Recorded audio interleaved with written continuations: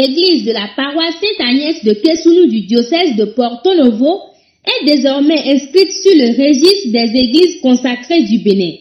Ce samedi 24 mai 2025, en effet, la communauté chrétienne de Kessoulou, des prêtres, des fidèles venus de près ou de loin, des invités et même des curieux ont été témoins de la dédicace de la demeure de Dieu, entièrement carrelée et implantée à jamais dans la localité.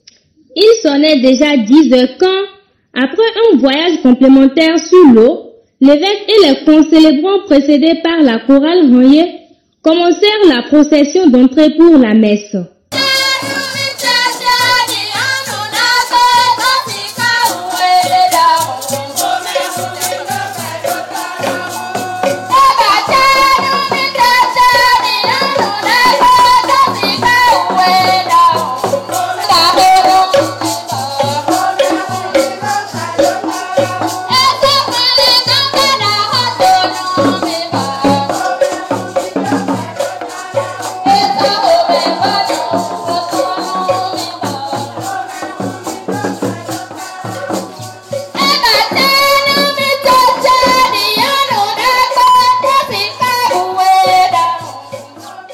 Prévu par le rituel de la dédicace d'une église, les portes de l'église ont d'abord été officiellement ouvertes par l'évêque lui-même après quelques coups de crosse.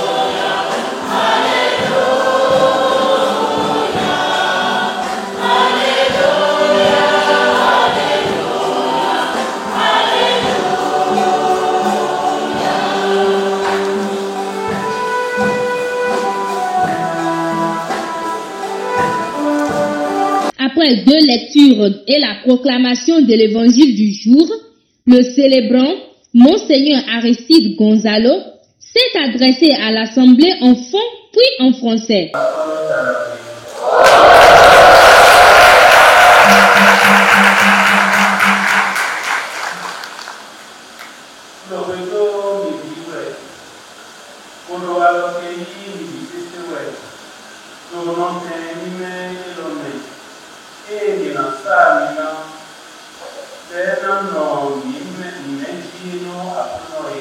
La consécration à Dieu de l'église marque notre bâtiment sur cette terre, dans ce monde matériel où nous vivons.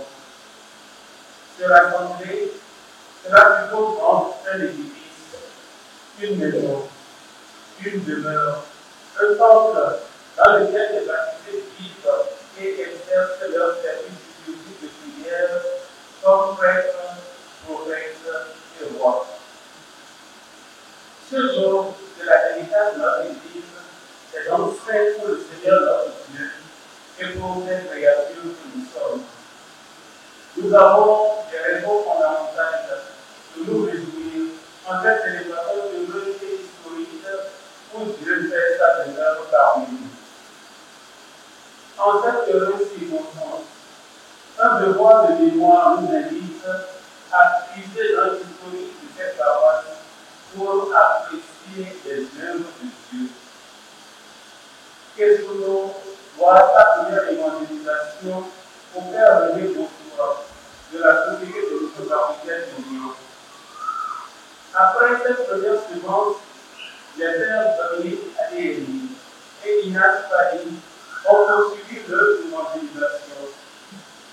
Il faut attendre 1972 pour que mon bénéfique prédécesseur, Monseigneur Vincent, érige Tesson en paroisse sous le patronage de cette Agnès, avec comme premier curé le père Michel Arbotti. Elle sera suivie des pères Clément Sopolo, Albert Boubreno, Joseph Apothéo, Gervais Aboundé, de Bédéré Mémoire, Léon Saboron, Camille Boissou et Édith Boyan, curé depuis 2022. S'inscrivant dans la pastorale de ses prédécesseurs, le père Édith Boyan a porté à son achèvement l'initiative lointaine de la dédicace de cette église. En votre nom à tous, je voudrais le saluer et le remercier pour tout ce qu'il a accompli en s'inspirant de ceux et celles qui l'ont précédé dans l'amour de l'Évangile sur cette paroisse. En votre nom à tous et en mon nom personnel, je voudrais aussi saluer tous ces prêtres, tous ces laïcs, ouvriers, bienfaiteurs, qu'ils soient de notre pays ou d'ailleurs comme la Guadeloupe dans notre pays, tout cela que nous venons de mentionner. Je voudrais saluer la mémoire de ceux qui ont déjà rejoint la maison du Père des cieux après avoir contribué à construire la maison de la terre. Qu'ils reposent en paix et que leur Dieu les accompagne. À la lumière de cet historique et de la méditation de l'Esprit de ce jour, découvrons ce qui fait la spécificité de cette dédicace. Au début de cette célébration, comme vous l'avez constaté, nous avons aspergé l'autel d'eau bénite, comme le Christ baptisé au Jourdain et comme tout chrétien à son baptême. La dédicace marque ici le temps de Dieu de façon solennelle. La dédicace constitue en quelque sorte le baptême de cette église. Suivirent alors les autres rites de la dédicace d'une église. Avec ferveur et dans un grand recueillement profond, le peuple de Dieu a particulièrement apprécié ce moment privilégié.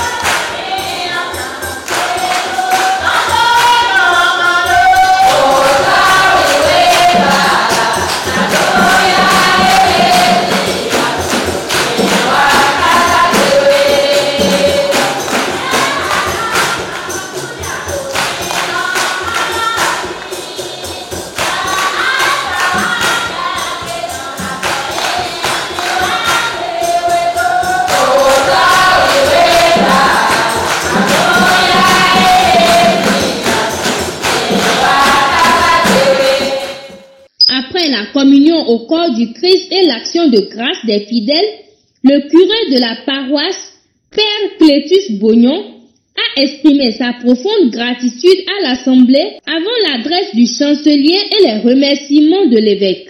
Le partage du pain, différentes animations ont caractérisé la sortie de la messe après que l'évêque ait remis au curé les clés de l'église.